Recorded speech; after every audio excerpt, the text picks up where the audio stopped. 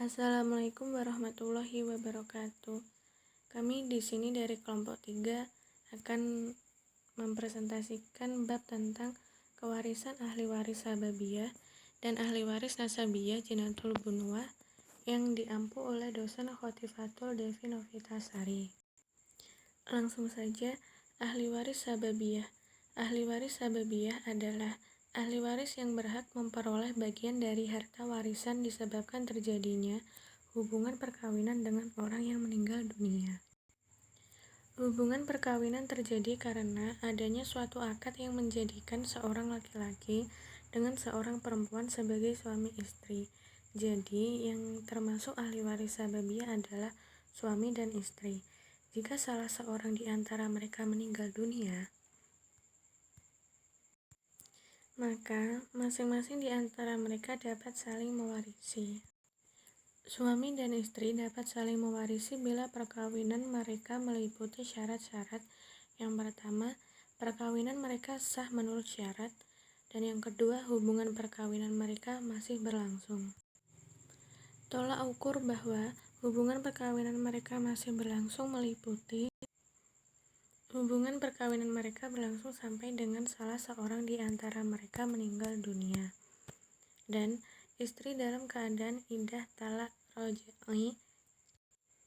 Jika salah seorang di antara mereka tersebut meninggal dunia dalam masa iddah talak roj'i, hubungan mereka masih berlangsung dan mereka saling mewarisi.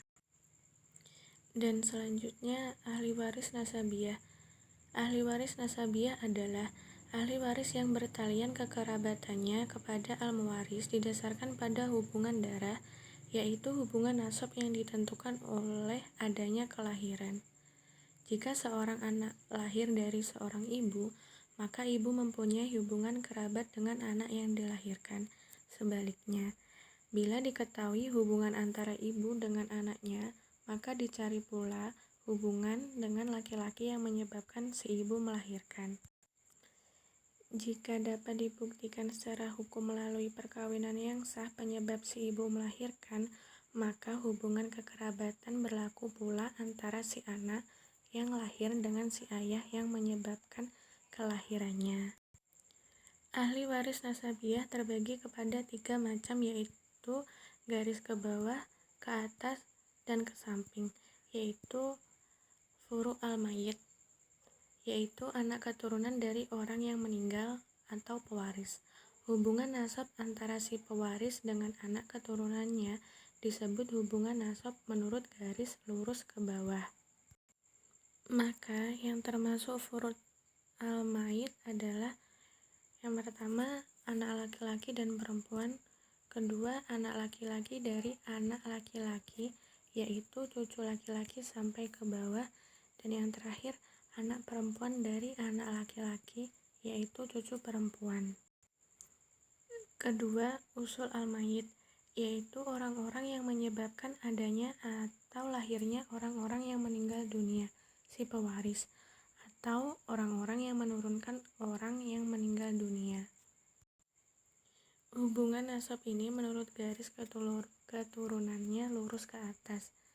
Yang termasuk ahli warisnya adalah ayah dan ibu. Yang kedua, datuk atau kita sebut sebagai kakek atau ayah dari ayah. Yang ketiga, nenek. Hubungan nasabnya tanpa diselingi oleh kakek. Dan yang ketiga, al-hawashi.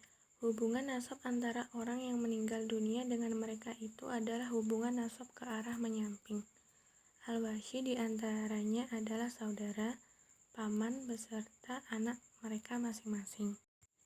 Yang termasuk dari ahli waris al-hawashi adalah yang pertama, saudara perempuan yang sekandung. Kedua, saudara laki-laki seayah. Ketiga, saudara perempuan yang seayah. Keempat, saudara laki-laki seibu. Kelima, saudara perempuan seibu. Keenam, anak laki-laki dari saudara laki-laki sekandung. Ketujuh, anak laki-laki dari saudara laki-laki yang sekandung. Kedelapan, saudara laki-laki yang seayah. Kesembilan, paman sekandung. 10, paman sebapak. 11, anak laki-laki dari paman sekandung. Dan yang terakhir anak laki-laki dari paman seayah. Cara menghitung ahli waris sababiyah. Istri atau janda. Bila tidak ada anak atau cucu mendapatkan 1/4 harta waris. Bila ada anak atau cucu mendapatkan 1/8 harta waris. Suami atau duda. Bila tidak ada anak atau cucu mendapatkan 1/2 harta waris.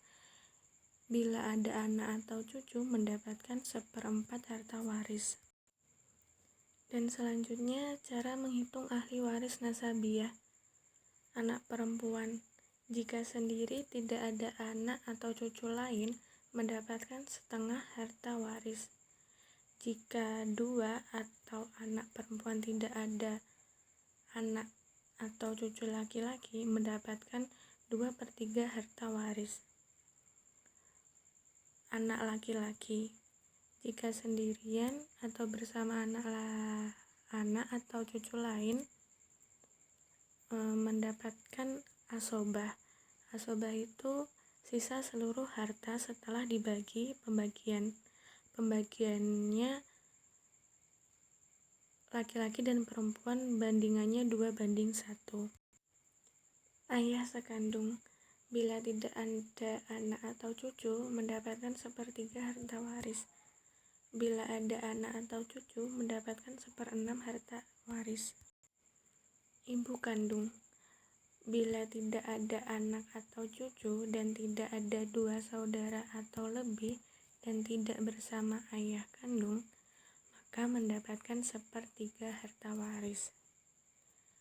Bila ada anak atau cucu dan atau ada 2 saudara atau lebih dan tidak bersama ayah kandung, mendapatkan 1/6 harta waris.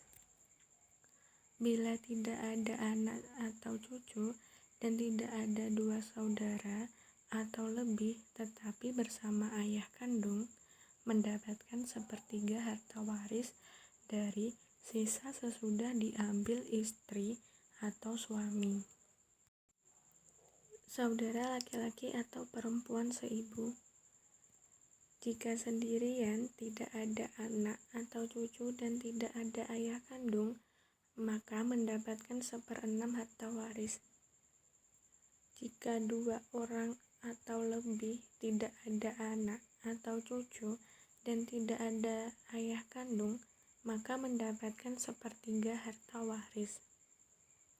Saudara perempuan kandung atau seayah. Jika sendirian, tidak ada anak atau cucu dan tidak ada ayah kandung, maka mendapatkan 1/2 harta waris. Jika 2 orang lebih atau tidak ada anak atau cucu dan tidak ada ayah kandung, maka mendapatkan 2/3 harta waris. Saudara laki-laki kandung atau seayah.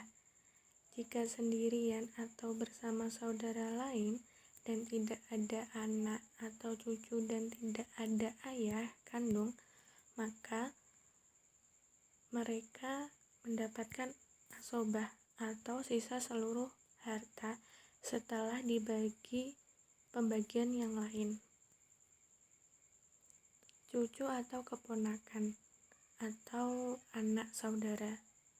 Menggantikan kedudukan orang tuanya yang menjadi ahli waris. Persyaratannya berlaku sesuai kedudukan ahli waris yang diganti. Sesuai yang diganti kedudukannya sebagai ahli waris. Sekian presentasi dari kami kelompok 3. Bila kurangnya mohon maaf. Wassalamualaikum warahmatullahi wabarakatuh.